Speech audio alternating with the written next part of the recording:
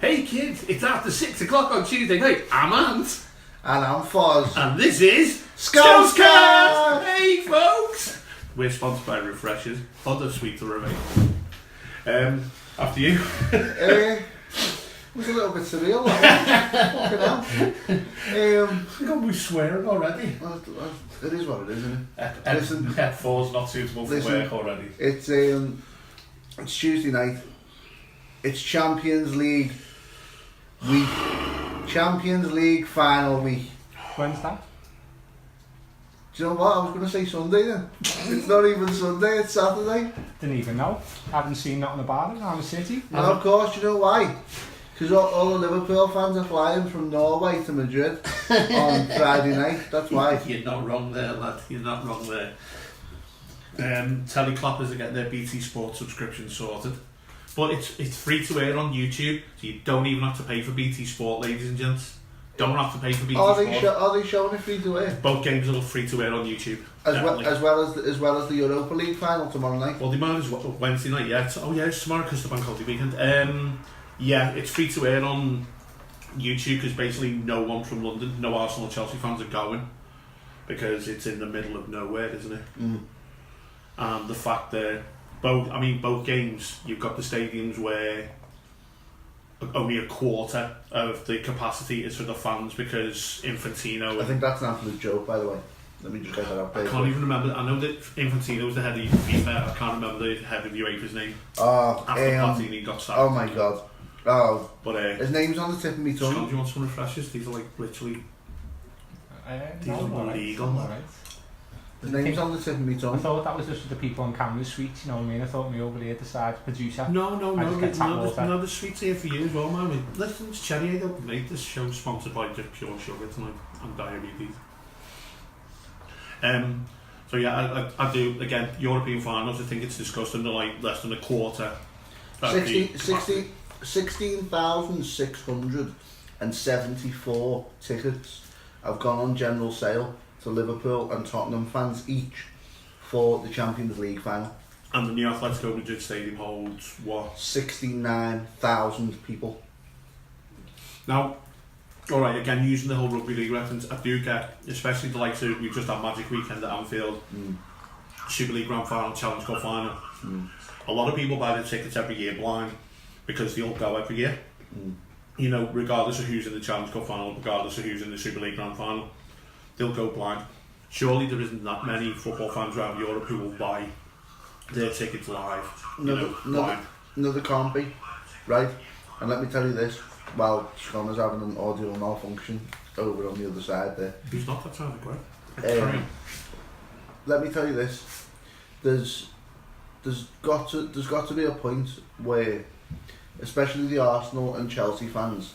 Now I understand that, okay, Liverpool and Tottenham, I've got a ball ache of having to go to Madrid and the flights are stupid and all that malarkey. I understand that, right? Spare a thought for Arsenal and Chelsea fans who have to travel to bleeding Baku in the arse end of nowhere in Azerbaijan to go and watch their football team in a European final, right? Now, I'm an avid social media user. Hey guys, I'm back on Twitter, @FreelanceFoz. But here's the warning already, like. Now, what I was saying was, I'm an avid user of social media. I follow a lot of the sports presenters and commentators, especially on Instagram, where the Instagram stories now are a big part of seeing what people are up to. And Sam Matterface from TalkSport has been sent out there to Baku for the final. He went to the stadium today to pick up his accreditation. There was not a single Arsenal or Chelsea fan in sight. Now don't forget, Azerbaijan, this is the same country that less than a month ago, and now annually, Foz owes everyone a drink, by the way. Foz's phone just pings. So every time Foz's phone pings, if you see him, oh God, actually good fucking luck with him getting you a drink. Me and Scott are still waiting, aren't we, lad? Hang on, how many free ales have you two had off me? One. I got one coffee. Yeah, coffee. One coffee. And What happened to the Peronis? No, didn't he turn around and went, oh, I've left my card at home? Yeah. Anyway. That's Foz's trick. So, alright, so we've got no Arsenal and Chelsea fans out there. I do not blame them for not going. No, I don't. Who wins tomorrow night then? On current form, and this may surprise you, but I'd have to say Arsenal. You're gonna go with Arsenal. I think because they've got a front two of Pierre-Emerick Aubameyang and Alex Lacazette, Okay. who are both sort of firing on reasonable cylinders at the moment. Right. They've got a quality midfielder in youngster Matteo Guendouzi of France, who I think a lot of other clubs massively missed out on when Arsenal signed them last summer. Okay. Their squad is a very competent one. However, the current goalkeeper who's going to play his final game for them tomorrow night, who's going back to Chelsea as goalkeeping coach, has now come out today and basically said that the Arsenal dressing room is very different to the Chelsea one, and how they react to defeats and that is very different. He basically said that the Arsenal players don't seem to be bothered if they lose, whereas even in the Chelsea dressing room, if we drew, it was like a funeral. Should he be opening his mouth like that 24 hours before, playing his final game of his career for his current employer before returning to his previous employer? Do you think that should have been left out the news until after the game, or was this a ploy by Chelsea to try and unsettle Arsenal going into this match? I think to release the info. I think it was more of a ploy by Petr Cech more than anything. Is that unprofessional though? You can talk about Petr Cech's professionalism all you like. His numbers and his quality speak for themselves. Yeah, but isn't this like a final? It's an FU to Arsenal, isn't it? Yeah, he's going back to Chelsea, but he's still an Arsenal employee. It is an absolute FU to Arsenal. I'm not being funny. That'd be like you announcing your resignation to the Echo on here tonight, while writing your first article for the Mirror. He loves it, doesn't he? This fella. But using that as a comparison, you could turn around and go, right, I'm going to go start working for the Mirror or the Mail or, the Metro next week. Times. But by the way, mate, you can't spell, so you wouldn't be able to write for the Times. And It's okay. So before you get all locked into it, who's winning? Chelsea. Arsenal. Okay. Chelsea. Well, I must have to decide and vote then, mustn't I? I'm going to go for Chelsea on this one myself. Right. I think Sarri's last game, is it? He took the Juventus job. I don't think he's about to take the Juventus job maybe after the game. A lot of people are saying that. But I'm going to go anyway. I think Chelsea. Chelsea, yeah. I got told back. Just going back, you mentioned Guardiola there. Yeah. Someone said 4th of June. I've read that, but I got told back in February that it was a very real sort of possibility that Guardiola could leave Manchester City at the end of this season. I think he's got unfinished business with the Champions League himself. I think it's a fantastic achievement what Manchester City have done this season, and just moving back to Chelsea against Arsenal. I just think Arsenal have got a better squad than Chelsea at this present moment.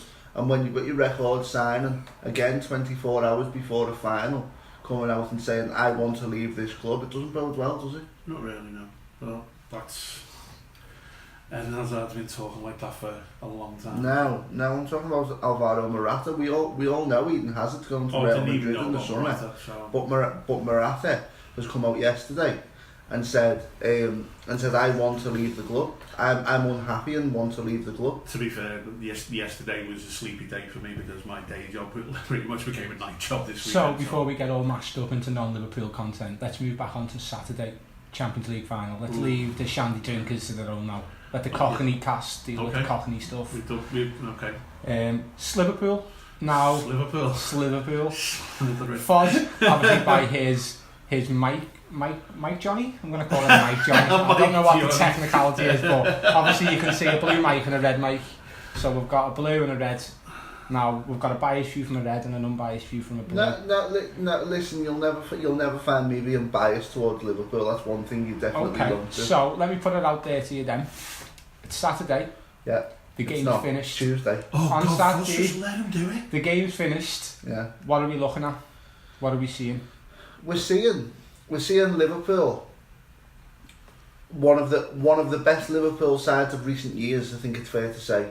I agree. Okay. One of the best Liverpool sides in recent years, potentially having lifted a sixth Champions League, a sixth European Cup, whatever the bleed now it's called this week. Yeah, see, I'll stick to old school. Just call it Gary. The big ears. But you know, I think, but standing in Liverpool's way, while they've got a front three of Sadio Mane, Mohamed Salah, and Roberto Firmino to rival a front three of any side in world football, standing in their way are two of the Premier League's top centre-halves in the shape of Jan Vertonghen and Toby Alderweireld, a quality goalkeeper in Hugo Lloris, and not just that, Tottenham are offensively very good as well. They've got Lucas Moura, who of course scored that superb hat-trick in the semi-final to send them through.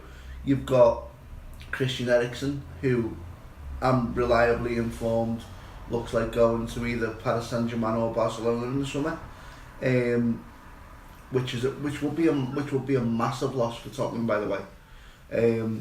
So if you're going to weigh it up, you can see arguments. You can definitely see arguments for both sides. On current form, I would have to go, again unbiased, I would have to go with Liverpool purely on the basis of their attacking threat.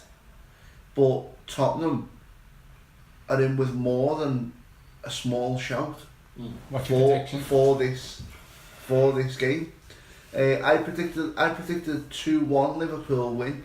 I was chatting with somebody earlier today, and they said to me, I don't see it being a typical Liverpool final. I don't see it being a final whereby Liverpool are sort of 1-0 down and come back to win or whatever.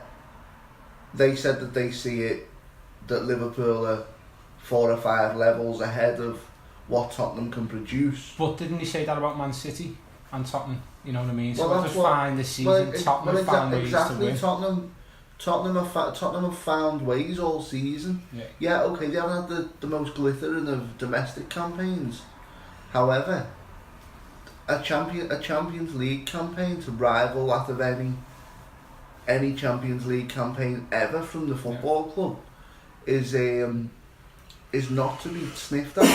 And I think the job that Mauricio Pochettino's done at that football club, it stands out with Klopp, and for me they're the two best projects, not in just English football, but I think in European football. If you look at the work that Klopp's done at Liverpool and Pochettino's done at Tottenham, you can't help but just praise them for that work that they've done. They've brought two teams that at the start of the season, if you were given 4 teams to pick who were going to win this year's Champions League, hand on heart, 9 out of 10 people wouldn't say Liverpool or Tottenham. They go for the big boys, your Barca's, your Reals, your PSGs, so on and so forth. Even your Manchester Cities, to a degree. So for me, you look at it, you've got Liverpool now in the reverse that they've been in this season. Liverpool are playing catch up, so they never had the pressure on of, right, okay, Man City now it's theirs to lose, but now the pressure's now on Liverpool because we all expect Liverpool to beat Tottenham because Liverpool are a better team. However, football has a funny way of, one thing you can rely on in football is that it's going to be unreliable, and for me, I think Harry Kane's going to get rushed back. I don't even think Harry Kane... I agree, I don't think he's ready personally. I think he's doing this because no kid wants to miss out. This may be his only ever chance to play in a Champions League final. I think they'll rush him out like we've seen in the past, and within 20 minutes of the game he'll be a target, and he will be, because people will know where he's injured. I think we'll see Virgil van Dijk go through the back of him within the first quarter of the game. You'd have to, because look last season what Ramos done to Salah, and that can throw them off like that. One of your main man gets injured, it gives it a boost to the team, and it gives you a decrease in obviously confidence and morale. The thing is now though, how long over the last couple of years have we been saying, without Harry Kane Tottenham can't do it? Listen, and then in 35... Go on. Go on. I was going to say within 35 minutes against Ajax, Tottenham proved they can do it without Harry Kane. Tottenham have proved they can do it without Harry Kane on a one-off occasion, right? I will call it a one-off occasion. No, but he's been injured a few times this season, and he's still managed to qualify for next year's Champions League through the league place. They've made the Champions League final, and you know, a few of them games without Harry Kane. You know, they're not the one-man team that everyone's saying they are. You're right. However, Harry Kane is not the one-season wonder that everybody was saying he was. Mm-hmm. You know, Harry Kane 5 years ago was a one-season wonder. Harry Kane 5 years later is number 4 or 5 in England's top goal scorers. Yeah, but Mo Salah wasn't going to do it again this season, was he? Alright, he hasn't got 40, but he still pinged them in, and now he's got backup as well. Well, I said this in a podcast earlier in the series, didn't I? I said Salah's faced something of a dip this season in comparison to that stupendous season he had last season. I'll be honest with you, I think there's 15, 16 teams that wouldn't mind a dip where your top striker's still scoring 22, 23 goals and walking away with the golden shoe. No, I'm in complete agreement with you, but I said a couple of weeks back, I said, who knows, if Mohamed Salah does indeed stay at Liverpool in the summer, will we see another supposed dip next season? Will we see defenders and holding midfielders growing wise to him? Was it because he was back in the Premier League for a first season? Yeah, okay, he was there for Chelsea in the Premier League, but he didn't really do it there because he was young. I've always been a great component of this. You play better for a club where you know you're loved and wanted. When Salah was at Chelsea, he was an alright player, but he wasn't loved. He wasn't. You listen to the Cop, and you listen to Annie Road and all. You at Anfield when they're shouting and singing for Mo Salah. He knows he's loved. He knows he's wanted. It's going to take a ridiculous sum of money to have him to leave, because I think that emotional attachment there with Salah this season. Everyone's gone, oh, there's been a dip and all that, but Liverpool suddenly haven't just got one striker to rely on. They've had 3, and they're getting people scoring left, right, and centre. Like you said, that front 3. That's frightening. That's a frightening front 3. It's up there to rival any front 3 in world football. In my view, like. For me though, my view on it, obviously with the potential of them going and staying. Yeah. For me, I've been a Blues, been on the arse end of good attacking Liverpool players. So Ian Rush was the first one.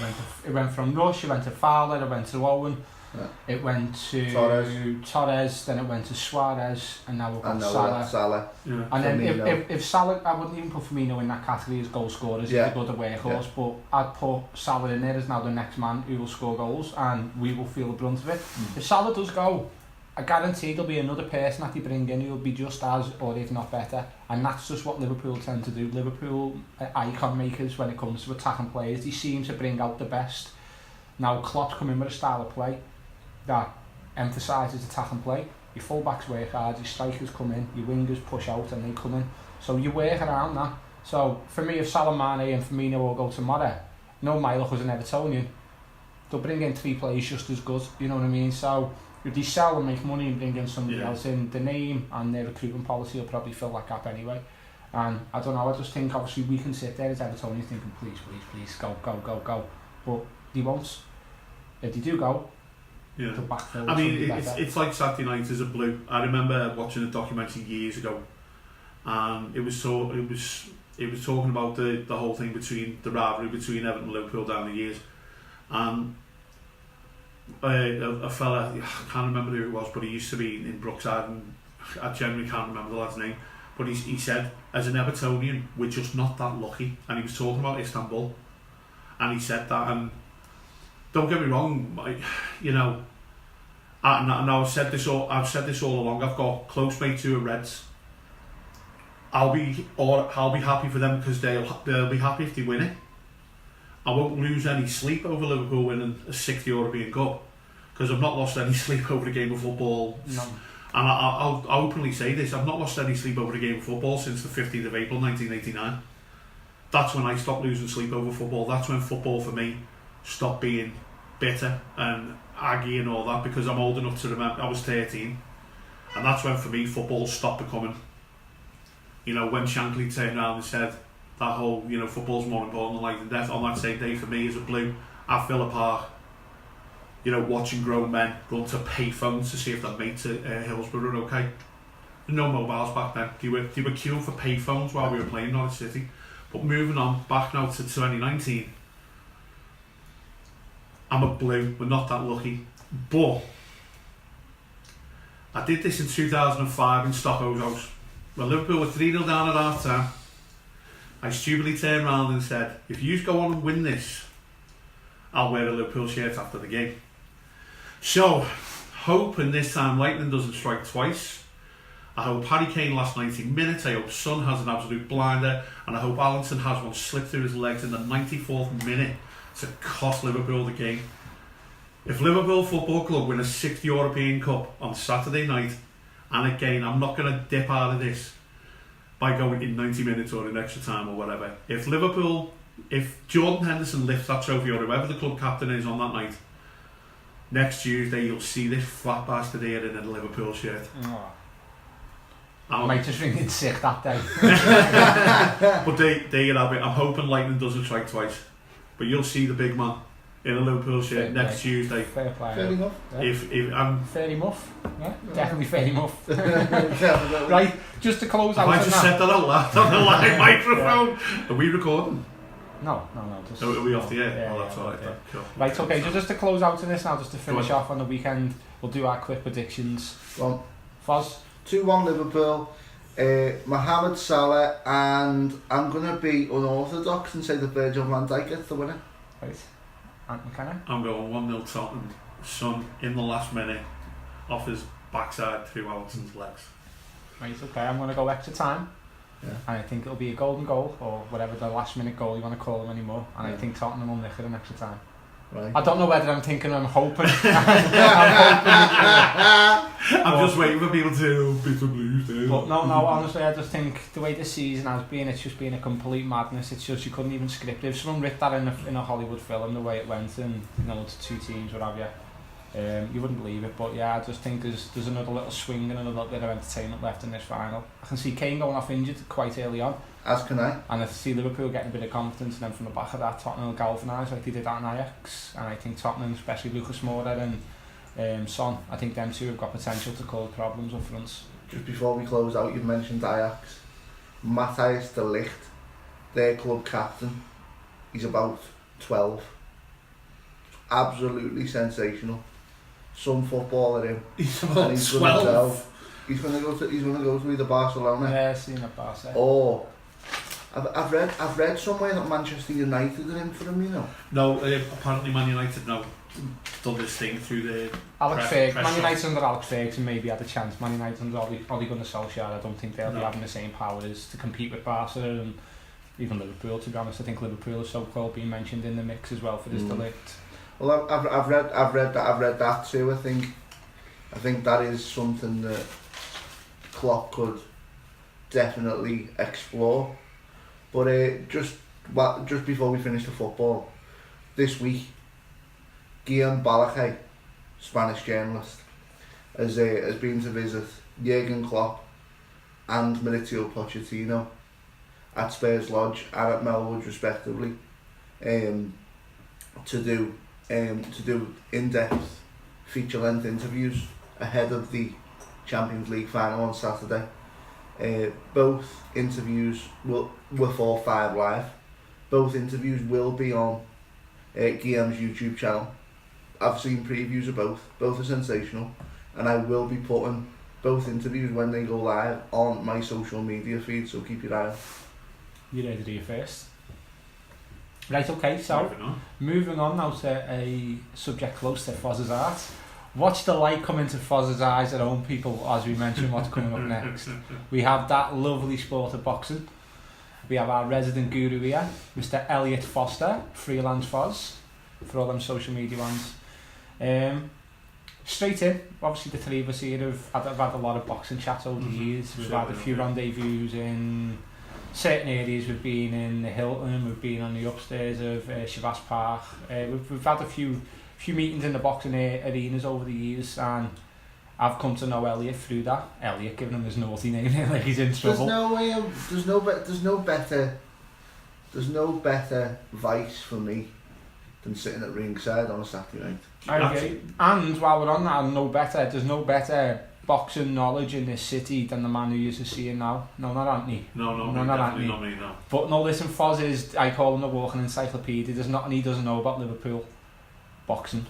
I got all tongue-tied with this last week because he said he knew nothing, but Foz knows everything that needs to be known. Don't forget, it came up on my time thingy 2 years ago today. Oh, what's that kid's name? That he was emceeing the Bellew Mac. Oh, the one who were giving a bit of I gave a little bit of advice a couple of years ago this week, 2 years ago today. I think he'll go far. Mick Buffer or something like that. I think he'll be alright, you know. Buffet? Fozzo's everyone else another thing now. I think he'll do alright, you know. He was asking me a bit of advice. He said he was a bit nervous about, you know, emceeing a big boxing show. Bellew Mac took him under his wing. A bit, you know, gave him a little bit of advice. Told him to wear the nice tuxedo. Said get a warm-up gig in. So he said there was something about one in Glasgow on the Saturday night. Ricky Burns, he said he was going to use that as a warm-up. I'd said good advice. You know, that's a good idea. Get a little warm-up show in first, then do the big main event. And he's doing all right for himself, mate. He's doing. I heard he's living in Vegas now, and you know he's happy and emceeing the odd boxing. He's doing another one Saturday night apparently. In New York. At Madison Square Garden. So while we're on down to the Global Icon National Giant. Thank you. You're welcome. What's been going on, Foz? What's happening? Tell everyone at home how Liverpool boxing's had a busy week. We've seen a lot on our posts on social media, haven't we, Ant? We've seen Foz has been in his elements. So let those lovely people at home know what's going on, what's going down, who's in, who's out. What hasn't been going on this week? You know, it's been a busy one this week, hasn't it? Well, you tell us. You tell us, Ross. I was hoping for a little bit of back and forth on this. Right. Okay. Well, let's start off. We know there's a big, massive show coming up this weekend. What, the Englishmen in New York? Yes. So we've got the big fella AJ's obviously having a go, but fighting our corner. AJ's just having a go, is he? Yeah. But we're more interested in our man Callum. Arrive with Callum Mundo Smith. That's it. So Callum Mundo Smith. Tell everyone at home Callum's opponents, what he can expect, what round he's going to win. Not one for making big bold predictions, me, but Callum's been out of action for what will have been 9 months by the time he gets in the ring on Saturday night. He knocked George Groves out inside 7 rounds at the King Abdullah Sports City Stadium in Jeddah, Saudi Arabia back in September last year. What date? 28th of September. There you go. What road is the stadium on? Queen's Road, isn't it? It was actually, yeah. Only King Abdullah Road and King Abdullah City. But Callum knocked out George Groves, became a world champion, unified world champion, WBA Super, WBC Diamond, and perhaps most prestigiously, the Ring Magazine champion at super middleweight. And he steps into the ring on Saturday night at Madison Square Garden in New York, exclusively live on Sky Sports box office in the UK and DAZN stateside. I feel like I'm writing an Instagram post here. To make the first defence of his titles against Hassan and Dam, who we all know from the man who beat Martin Murray last December. He beat Martin in Manchester on the undercard of Josh Warrington's win over Carl Frampton. He has been down at middleweight. This is his first fight up at super middle. People have slated this fight, you know. Are we expecting much of a challenge? We know Callum's obviously the real deal. Callum's expected, in our eyes at our city, we're expecting Callum now to fly the flag and become one of the best pound for pound boxers in the world. That's our view. That's what we bias look. But is he going to be tested enough for it to be worth his while being out in New York for such a big occasion? It's more I don't want to use the phrase cobweb blow exercise because that's disrespectful to Hassan and Dam. Mm-hmm. It's more a profile raiser for Callum Smith stateside, while it's also a routine defence against a credible opponent who won his last fight. Let's forget the fact that it was Martin Murray. Let's forget the fact that, with the greatest respect to Martin Murray, but let's forget the fact that it was down at middleweight. Hassan and Dam isn't going into this fight on the back of a defeat. He's going into this fight on the back of a points win against the former 4-time world title challenger in the shape of Martin Murray, against Britain's premier super middleweight in the shape of Callum Smith. Go on. Obviously, when it comes to these type of fights, and obviously Eddie Hearn and stuff like that, like to tell the people, no, it's going to be a 50-50 fight. Yeah. It's going to be a good fight. He's going to give him a run. We know ourselves that's not going to be the case, so we know what view Callum's going to go in that ring with. Right, I want to get some rounds under my belt.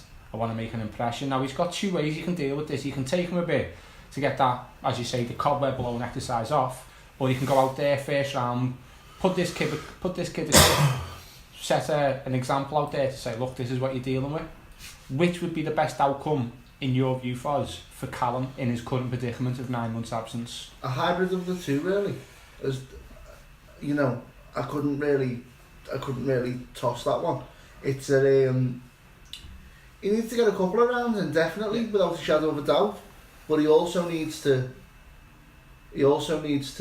emphasise what we've previously seen from him.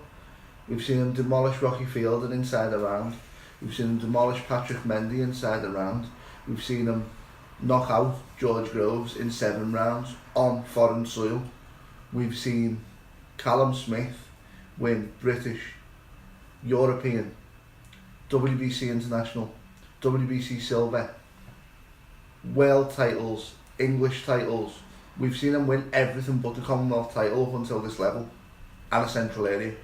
But, you know, Callum Smith is a different level to anything that Liverpool has at this moment in time. And for me, I just think, my view is he's had a couple more fights than Joshua. Joshua's 20 fights, maybe right or wrong. Joshua's had 20, I think this is Joshua's 23rd fight. So coming up, we've got Callum's 25 and 0, 18 knockouts. This will be his 26th fight. Yeah. He's had more fights than Anthony Joshua, yeah. He hasn't had the publicity via Eddie Hearn. I know obviously Joshua had the But is that the down Olympics to the behind division him. he's in? Yeah, and yeah, it is. And plus the fact that Anthony Joshua's come out of the Olympic Games in 2012 with a fucking gold medal. Of course, but what I'm saying is after this now is he given the credit, and does he have the stature that a fighter of his record deserves? Under 26 fights, most fighters, look at Ricky Hatton, by 26 fights, he was known. You know, Callum, for me, I believe, is not. I don't know what the reason may be, but I just don't think where he's at and what he's done. You're talking about household, aren't you? No, I'm talking worldwide. No, but that's what I'm saying. See, this is the point I was going to end up coming on to. I think Saturday night is it's an alright fight, but it's a calculated fight for his projection. Callum Smith on Saturday night becomes worldwide now because he'll be fighting in Madison Square Garden on the zone in America, where there's going to be all eyes on him. A convincing win by Callum Smith, and all of a sudden Canelo comes into question, and it happens, and that's when Callum Smith then becomes a megastar. And I think sadly, because the heavyweight division's always had that massive lustre, it's always had it. The middleweights in the 80s had its spell with Hagler and Hearns and Leonard and Duran. Now the super middleweights seem to have taken over that middleweight mantle of the second best or the second most popularly watched division. And I think on Saturday night, all Callum Smith has to do is perform, and then the American public will turn around and go, ooh, this could be the guy that beats Canelo. This could be the one. And don't forget there's history there as well then, because you've got that nice little revenge angle. And the Americans love a little revenge story anyway. So he's going there to, get revenge because Canelo beat Big Brother and all that. And it's all Callum has to do is beat him down on Saturday night, and then the storyline and the fight writes itself right up until the first bell. I genuinely don't think, right, as much as we're all sat here saying, Callum Smith's got to do this, Callum Smith's got to do that on Saturday night, I genuinely don't think he cares, or I genuinely don't think it matters how he does what he does on Saturday night. We all want him to perform to a level. We all want Callum Smith to get a scintillating stoppage and look amazing against let's have it right, a B-level fighter in Hassan Adam. Yeah, but that's part of what we do, isn't it? We kind of sit here and romanticise what, try and put a romantic spin and a dramatic spin. You had the dictionary for lunch there, romanticise. I'm quite right despite what people say. Right, okay, so because we're playing close with time, I'm going to push his ear again. So, the fight's finished. Predictions. Callum inside 4. Callum inside 4 from Yank. Foz. Callum inside 6, finishes with a left hook to the body. Jesus, what? Just stop there. And eventually, Eddie Callum inside Hearn. 6. And eventually, Eddie Hearn gives it 10 days, and then talks about Canelo for May next year. Right, okay, I'm going to stick mine up there. I'm going to go Callum first round knockout. Cool. See you soon. Welcome to America. Right, we did mention another name there that I want to move on to. It'll sort of fill into our conversation we're having today. Mr. Rocky Fielding. So we have some news coming up with Rocky Fielding and the MTK team. Rocky's back. He's back July the 12th. The event in Olympia, West Derby Road. Storied venue, storied setting. Great place to return after, let's have it right, getting blitzed by Canelo last December. He needed the time off, I think. He needed to sort of regroup from losing that fringe world title. I think Rocky knows himself that he's needed that time off. He's had it, and now it's time for him to get back on the horse, get back to winning ways over 6 rounds against X, Y or Z. Look good doing it. Potentially go points, potentially just do the 6 rounds against whoever he faces, and get another win on his record, and step back in again.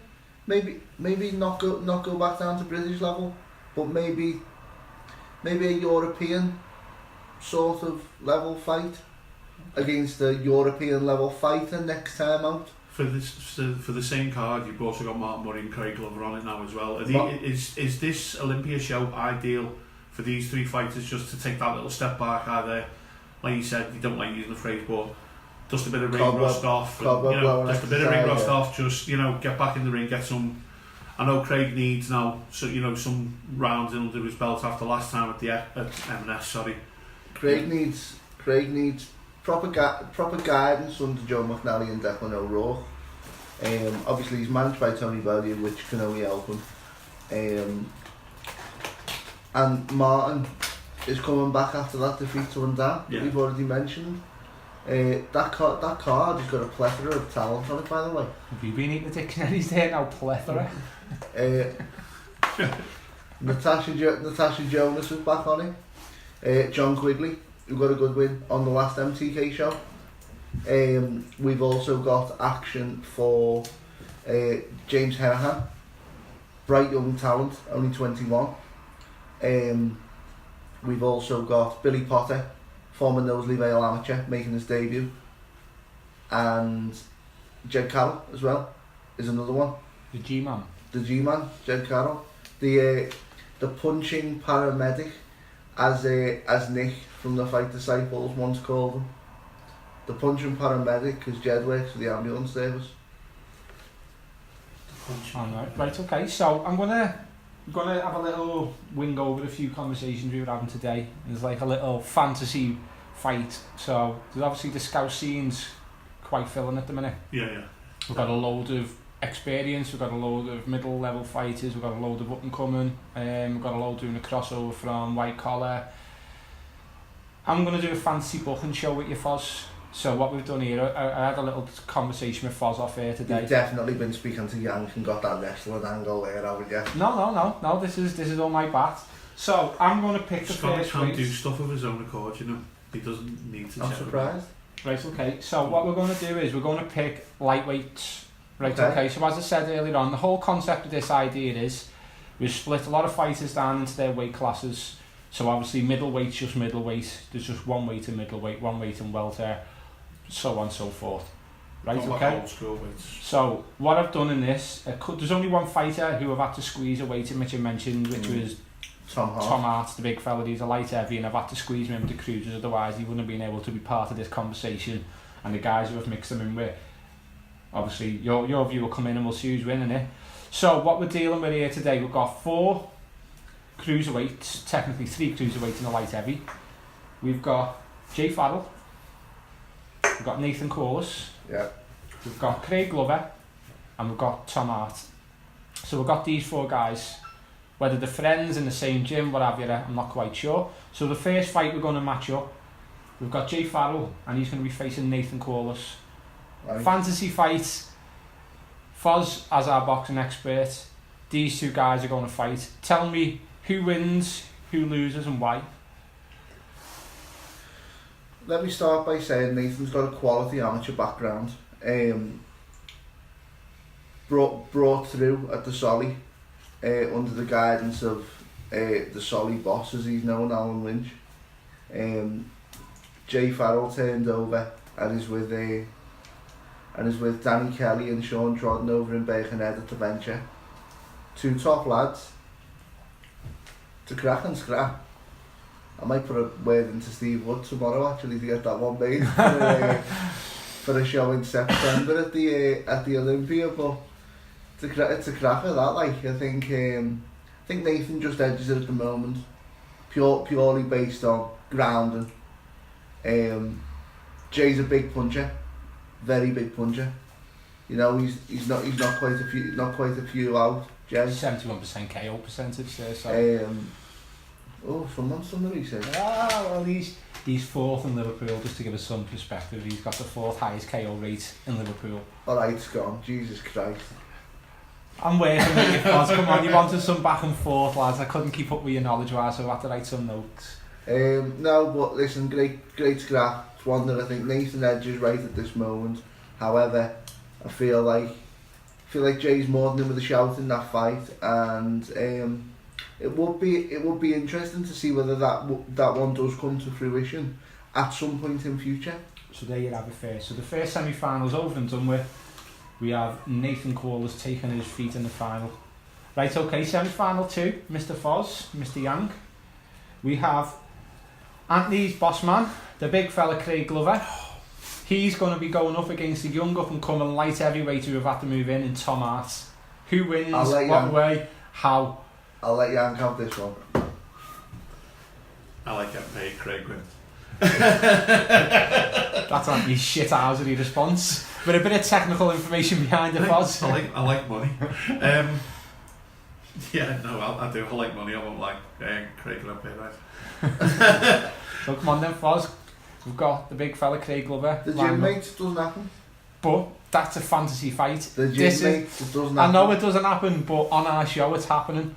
We have to get a winner because the poor fella Nathan can't fight the two gym mates together because that would be a mismatch. So what we've got to put your neck on the line using it all. I think we're at a point in, certainly in Craig's career, where it is slightly make or break now. You know, he's 9-2. He lost on points to Jake Bonnelly on the undercard of Tony Belly's first fight against David Hay at the O2 Arena a couple of years ago. And then of course he was knocked out quite badly against Vaclav Pazar last time out at the M&S Bank Arena. And I think we'll get to a point now where Glover's got to sort of realise his ambitions and understand where he wants to go, at what level he wants to sort of reside. Do you know what I mean?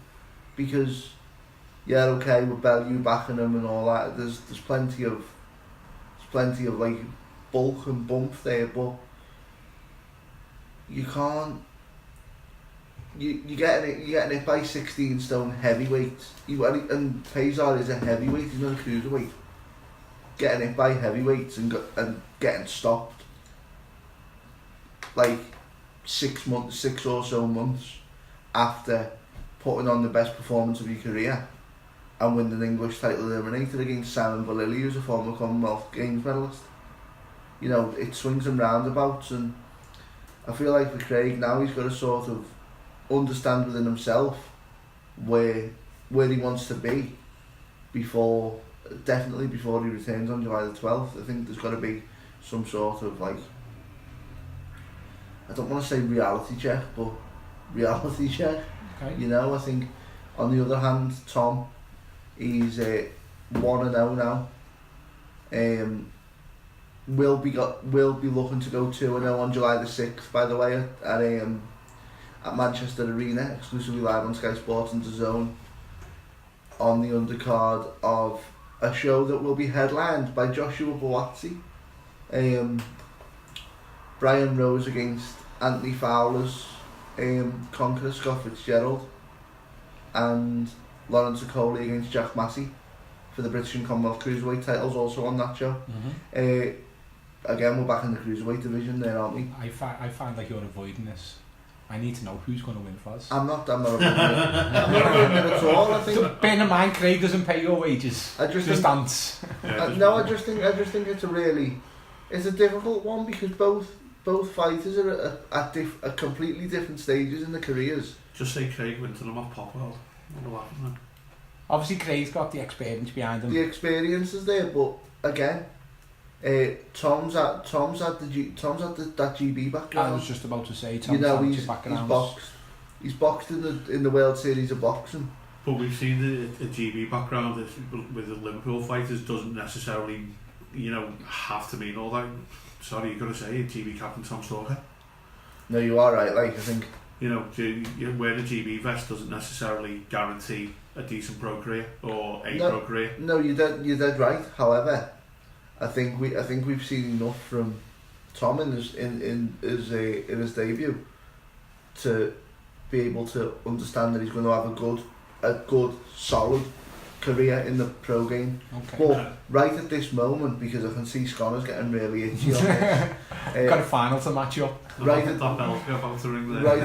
this moment, I've got to say Craig wins that fight. Craig Glover beats Tom Hart. Okay. So our final now, we've got Nathan Corliss matching up against the big fella Craig Glover. We've given them a couple of hours to get the breath back, get some water in them. Going to go down the Matchroom's prize fighter style. So we've given them a couple of hours just to get the legs back, do whatever they need to do. So here we are at the final. We've got Craig Glover stepping in the ring, taking on Nathan Corliss. Where do we go? Who's the champion? It's one of them. It's a good solid scrap. Again, you'd have to say with experience, you'd have to go with Glover, but again, it's one that Nathan definitely is out of. Okay, so here we have it. Craig Glover.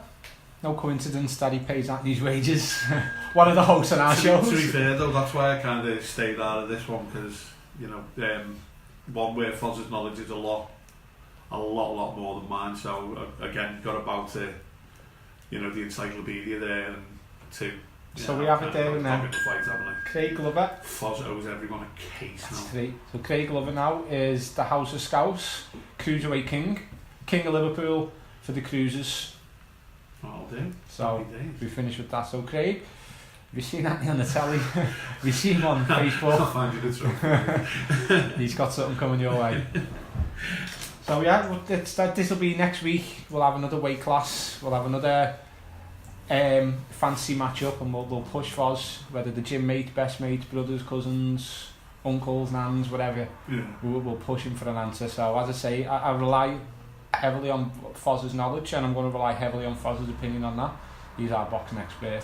Indeed. Just quickly before we finish, can I sting you into talking about the Englishmen in New York? Let's do it. Here we go. And loved it. Yeah. Okay, let's go. It's gone over his head. It's gone completely over his head. Completely over his head. Englishman in New York. Oh, you walked into And on that bombshell. Right. That was like Wilder in Brazil. Right, just before we go, as well, finish on a boxing one, and I need to give big uns to my mate. You spoke to him yesterday, Mr. Sean Kearns. Yeah. We have some news for my mate Sean and Foz. June the 8th, Olympia, Steve Wood show. He's fighting a guy who Marcel Braithwaite beat last weekend in Jake Pollard, and ultimately he's targeting Marcel.